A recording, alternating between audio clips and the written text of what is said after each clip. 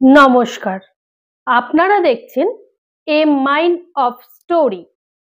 আজ আপনাদের শোনাবো 2024-এ অনূর্ধ্ব 14 ভলিতে পদকজয়ী বাংলার এক মেয়ের কাহিনী। সেই মেয়ের কাহিনী সম্পর্কে জানতে হলে ভিডিওটি না টেনে শেষ পর্যন্ত দেখুন। ভিডিওটি ভালো লাগলে অবশ্যই লাইক, ফলো, শেয়ার এবং সাবস্ক্রাইব করবেন। ভলিবল খেলার উৎপত্তি মার্কিন যুক্তরাষ্ট্রের ম্যাসাচুসেটসে। 1895 সালে ম্যাসাচুসেটসের হলিওকে ওয়াইএমসিএ শারীরিক শিক্ষার পরিচালক উইলিয়াম জি মর্গান এই খেলাটি আবিষ্কার করেন।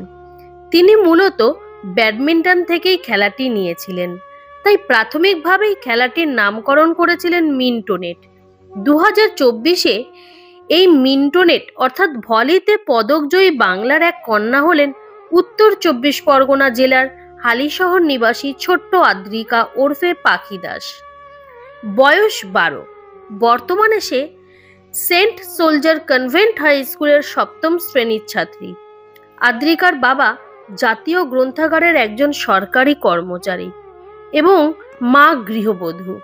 ছোটবেলায় আদ্রিকা নাচ শিখতেন। একদিন একটা জায়গায় ভলি টুর্নামেন্ট দেখে তার খুব ইচ্ছে হয় ভলি খেলার, কিন্তু তখনও এই খেলার নাম জানতেন না ছোট্ট আদ্রিকা। তারপর একদিন জার্সি প্যান্ট কিনে নিয়ে প্র্যাকটিস করার জন্য মাঠে যেতে লাগলেন। রেলের মাঠেই প্র্যাকটিস করতেন আদ্রিকা।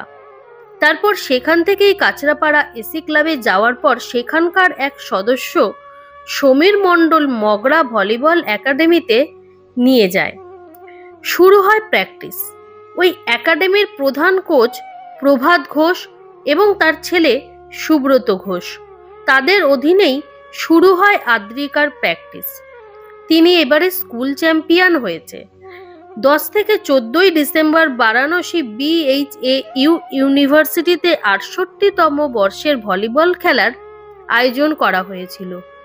মেয়েদের অনূর্ধ্ব 14 এই প্রতিযোগিতায় বাংলার হয়ে প্রতিনিধিত্ব করেছেন আদ্রিকা দাস, অভিষিক্তা পাল, দিশা পাল, রূপকথা ঘোষ, স্নিগ্ধা নায়ক, সোমা কারার, শালিনী অধিকারী, রূপসা ঘোষ, আরতি শিরবাহার, অঙ্কিতা রায়, সহেলি সামন্ত। প্রধান কোচ প্রদীপ ভট্টাচার্য, চৈতালি সরকার, সঞ্জয় কুমার মণ্ডল। IBS ও রাজস্থান, উত্তরপ্রদেশ, তামিলনাড়ু, হরিয়ানার বিরুদ্ধে পদক জেতে বাংলা। ছোট্ট আদ্রিকা নাচ ছাড়াও সে যেমন ভলি খেলে, ঠিক তেমনি পাশাপাশি সে আঁকতেও খুব ভালোবাসে। আজ আপনাদের শোনালাম অনূর্ধ্ব 14 ভলিতে বাংলার পদকজয়ী এক মেয়ের কাহিনী। ভিডিওটি কেমন লাগলো অবশ্যই তা কমেন্ট বক্সে জানাবেন। পরবর্তীতে আমরা আবার আসবো নতুন কিছু নিয়ে। ততক্ষণ পর্যন্ত সঙ্গে থাকুন, দেখতে থাকুন এ মাইন্ড অফ স্টোরি।